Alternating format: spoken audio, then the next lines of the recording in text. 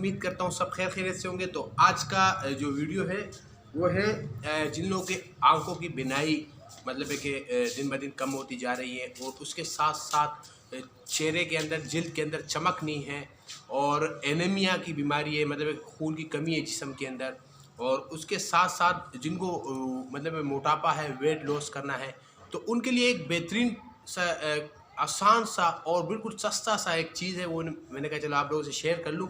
تو وہ ہے گاجر۔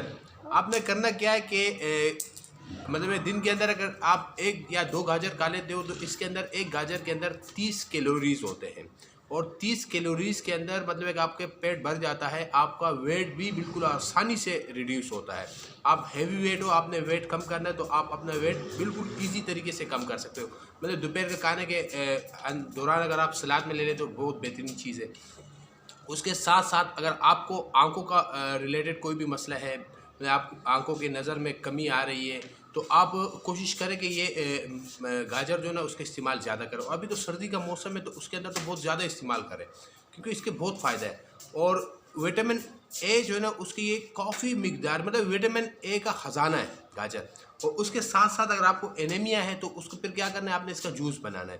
اگر خون کی کمی ہے تو آپ گاجر کا جوس بنا کے اور اس کو پیا کریں، تو اس کے لیے بھی بہت بہترین چیز ہے۔ اچھا، اس کے علاوہ اگر آپ گاجر کا جوس بناتے ہو تو وہ کینسر کے لیے بہت بہترین چیز ہے۔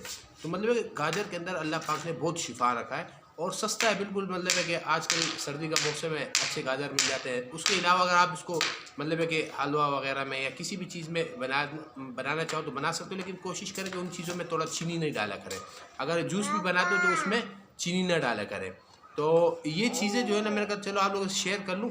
اور اس کے ساتھ ساتھ یونان کے اندر تو بھائی اس کا آنکھوں کے مطلب نزلے زکام سے لے کر سانپ کے کاٹنے تک گاجر کو وہ لوگ مطلب ہے کہ ترجیح دیتے تھے یونان کے اندر ابھی بھی۔ تو کوشش یہ کریں کہ جو سستی چیزیں ہم لوگ اس کی طرف زیادہ نہیں پڑھتے، کیونکہ ہمیں وہ تھوڑا سا کمزور لگتا ہے، لیکن اسی میں اللہ پاک نے کافی شفا رکھا ہوا ہے۔ اور جو موسم کے ساتھ ساتھ جو چیزیں ہوتی ہیں، فروٹ ہو گیا یا سبزیاں وغیرہ ہو گیا، تو اس کا استعمال زیادہ کیا کریں۔ اس سے یہ ہوتا ہے کہ ہمارے صحت کے اوپر پھر اثر زیادہ نہیں پڑتے، بیماریوں سے ہم لوگ تھوڑے دور رہتے ہیں۔ تو امید کرتا ہوں ویڈیو اچھی لگی، اگر لگی ہو تو لائک کیجیے گا۔ تو میں نے کہا چلو آج میرے ذہن میں ایک آئیڈیا، میں نے کہا چلو آپ لوگوں سے یہ بھی شیئر کر لوں۔ تو وقتاً فوقتاً جتنے آئیڈیاز میرے ذہن میں ہیں میں انشاءاللہ آپ لوگوں سے شیئر کرتے جاؤں گا۔ اگر آپ چینل پہ نئے ہو تو چینل کو بھی سبسکرائب کیجیے گا، اور دودھ کا بھی تھوڑا مزہ لیا کریں۔ تو اب تک اتنے، اگلے والوں کے لیے دیجیے اجازت۔ اللہ حافظ۔